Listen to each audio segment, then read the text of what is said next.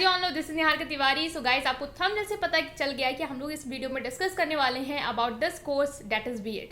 ठीक है, बीएड के बारे में हम कौन कौन सी डिटेल डिस्कस करने वाले हैं, जितने भी आपके क्वेश्चंस आए हैं उन सबको हम कवर करेंगे इस एक वीडियो में।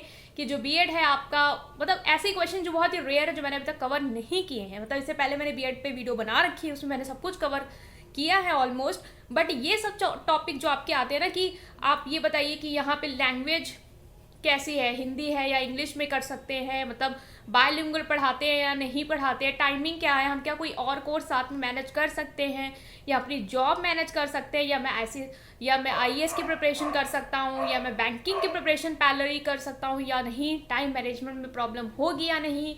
ये सारे टॉपिक बीएड के हो गए आपके। देन फीस से रिलेटेड भी बहुत लोग बहुत कुछ पूछते हैं, हॉस्टल से रिलेटेड भी पूछते हैं in terms of BEd students, कि बीएड स्टूडेंट को हॉस्टल मिलता है या नहीं मिलता है। ठीक है, ये सारे हो गए आपकी। फिर फैकल्टी कैसी है, फैसिलिटीज़ कैसी हैं, पढ़ाई होती है या नहीं होती है, ये सारे डाउट्स जो हैं, जो एक जनरल क्वेश्चंस वाले डाउट है, मतलब ये डाउट्स हर एक स्टूडेंट के माइंड में आता है जो एक कोर्स को परस्यू करने वाला होता है। अगर मैं भी कुछ कोर्स करने वाली होती तो मुझे भी लगता है कि यार टीचर सपोर्टिव है या नहीं, मतलब कुछ और अगर प्रॉब्लम आती तो कोई सपोर्ट करेगा या नहीं, मैनेजमेंट क्या है। तो ये एक जनरल क्वेश्चंस हैं जो सारे स्टूडेंट्स के माइंड में आते हैं, और इन सारे क्वेश्चंस को मैं यहाँ पे क्लियर करने वाली हूँ। आप सोचेंगे सोर्सेज क्या है, तो सोर्सेज जो हैं वो वहाँ के खुद के स्टूडेंट्स हैं, और एक बहुत अच्छे स्टूडेंट जो वहाँ से अपना बीएड कर रहे हैं, विवान ठाकुर, मैंने उनसे कंसर्न किया है, उन्होंने मुझे सजेस्ट किया है, उन्होंने मुझे सारी डिटेल्स बताई भी हैं प्रॉपरली, तो थैंक्स टू हिम। और इस वीडियो में मैं उन सारी डिटेल्स को आपके साथ शेयर करने वाली हूँ। So without any further delay, let's start this video.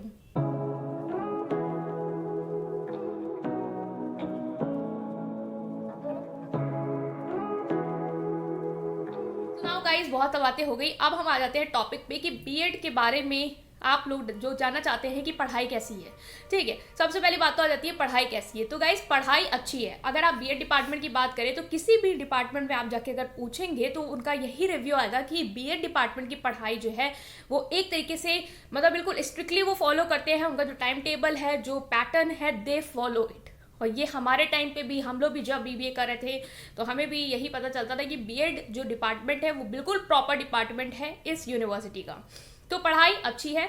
अगर मैंने फैकल्टी के बारे में पूछा तो फैकल्टीज़ जो है वो बहुत अच्छी हैं, सपोर्टिव हैं, समझेंगी अगर आपकी कोई प्रॉब्लम होती है। लाइक बहुत स्टूडेंट होते हैं वो अटेंडेंस क्राइटेरिया कहीं ना कहीं उनका नहीं सेटिस्फाई हो पाता है, हो सकता है वो जॉब की वजह से, या हो सकता है मतलब कि वो फैमिली प्रॉब्लम आ गई। बेसिकली फैमिली प्रॉब्लम पे जाएंगे हम, हेल्थ कंसर्न पे जाएंगे, तो वो लोग समझते हैं तो वो आपको हेल्प करेंगे उस केसेस में भी। ठीक है, अगर आपकी प्रॉब्लम जेन्यून है then they will definitely gonna help you. तो ये एक बेस्ट पार्ट है कि फैकल्टी जो है वो सपोर्टिव है। ठीक है, फैकल्टी जो अच्छी है, पढ़ाती भी अच्छा है, आपकी पढ़ाई भी अच्छी होगी। और नेक्स्ट टॉपिक जो आपका आता है वो आता है कि टाइम मैनेजमेंट कैसे हो पाएगा, क्या हम कुछ और कोर्स कर रहे हैं तो हम वो कर पाएंगे या नहीं कर पाएंगे, या हम जॉब मैनेज कर पाएंगे। तो जो मैंने उनसे पूछा तो उन्होंने मुझे क्लियरली बोला कि ऐसा नहीं हो पाएगा। क्यों नहीं हो पाएगा? क्योंकि टाइमिंग जो है वो बहुत ही स्ट्रिक्ट है। 9:30 से 5 बजे तक कंटिन्यूसली क्लासेस चलती हैं, और कभी कभी 6 बजे तक भी चलती हैं। तो आप खुद सोचिए, अगर 9:30 से 5 या 6 बजे तक सिर्फ आपकी क्लासेस चल रही हैं गाइस, तो आप कैसे मैनेज कर पाएंगे बाकी एक्टिविटीज़ को। तो इस केसेस में आप ये समझ सकते हैं कि यहाँ पे मैनेज नहीं हो पाएगा। और ये डिपार्टमेंट बहुत ही ज़्यादा कंसर्न है, फोकस है। और मैं आपको एक मतलब किस्सा शेयर करती हूँ। जब मैं बीबीए डिपार्टमेंट में थी तो वहाँ पे क्या होता है, एक स्टूडेंट थे, उन्होंने अपनी अटेंडेंस जो है वो नहीं थे, मतलब वो प्रॉपर नहीं आते थे। और मतलब आए होंगे 2-3 दिन कॉलेज में आए होंगे, उनको लगा कि कुछ नहीं होता होगा, पेपर देने पहुँच गए।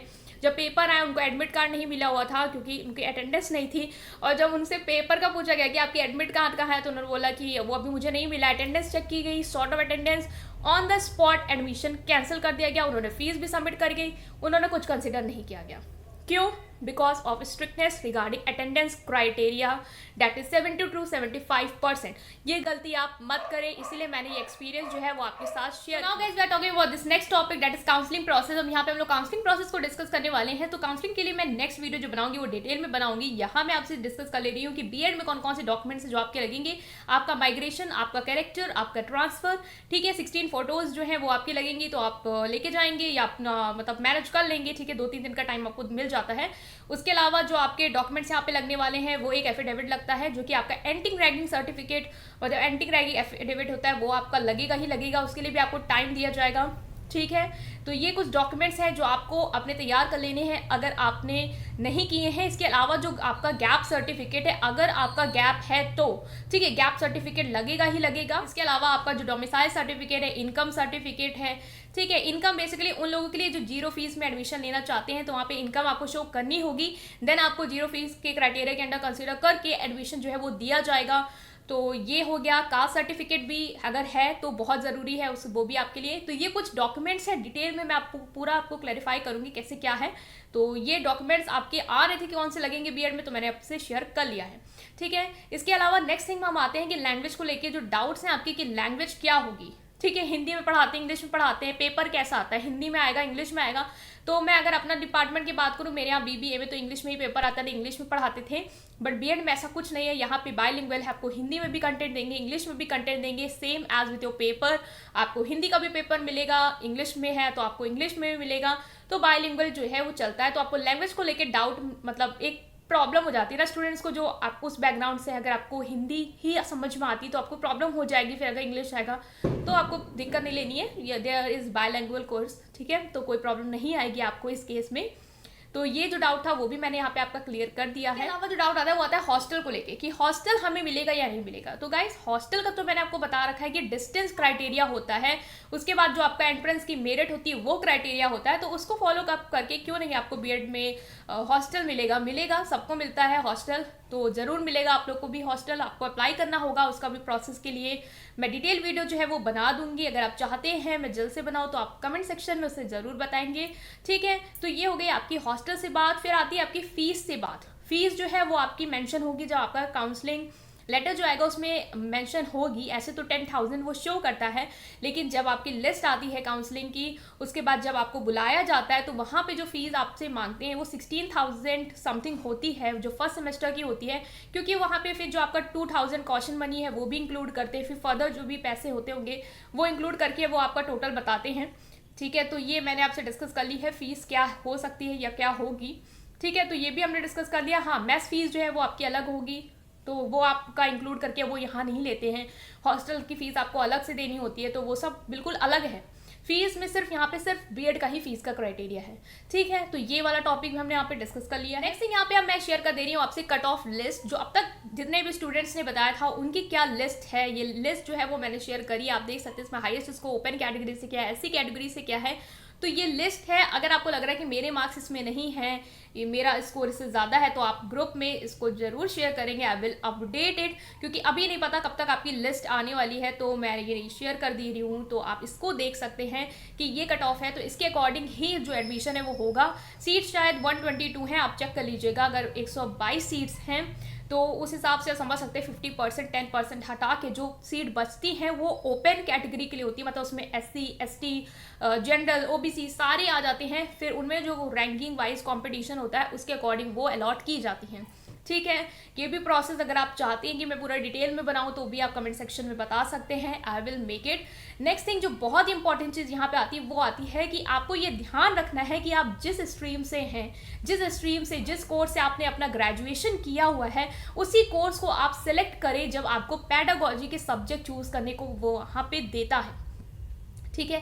पेडागोजी के लिए आपको सब्जेक्ट चूज करने होते हैं, तो बहुत लोग कंफ्यूज हो जाते हैं, हमने साइंस से किया है तो हम कौन सा सब्जेक्ट यूज करेंगे या कौन सा चूज करेंगे। टीचर्स आपको गाइड करेंगे, बट मैं आपको बता देती हूँ यहाँ पे कि आप लोगों को क्या करना है।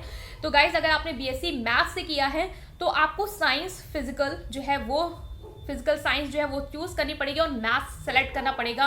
अगर आप बायोलॉजी से हैं तो भी आपको साइंस में फिजिकल साइंस और बायोलॉजी चूज़ करनी होगी, बायोलॉजी यहाँ पे चूज़ करनी होगी। और अगर आप बीटेक से हैं तो आप साइंस और मैथ्स को प्रेफरेंस दे सकते हैं। जिस स्ट्रीम से हैं, जिस कोर्स से हैं, मतलब किया है उसी को चूज़ करें, वरना बाद में आपको प्रॉब्लम आएगी ही आएगी। तो ये एक आपको टिप है कि आप कैसे कर सकते हैं इस चीज़ को। बाकी कॉमर्स वालों को तो उनको पता ही है उनके कैसे क्या सिलेक्ट करना है, राइट। तो ये वाली बात थी जो हमने डिस्कस कर ली है यहाँ पे। तो आई होप कि मैंने जितने भी डाउट्स थे आपके बीएड से रिलेटेड वो यहाँ पे क्लियर कर दिए हैं। इसलिए कोई भी चीज़ अगर रह गई है गाइस तो आप उसे कमेंट सेक्शन में पूछिएगा, आई विल ट्राई कि मैं आपको उसका आंसर ज़रूर दूँ। तो अगर आपको ये वीडियो पसंद आई है then please press like button and subscribe to my channel. Thank you.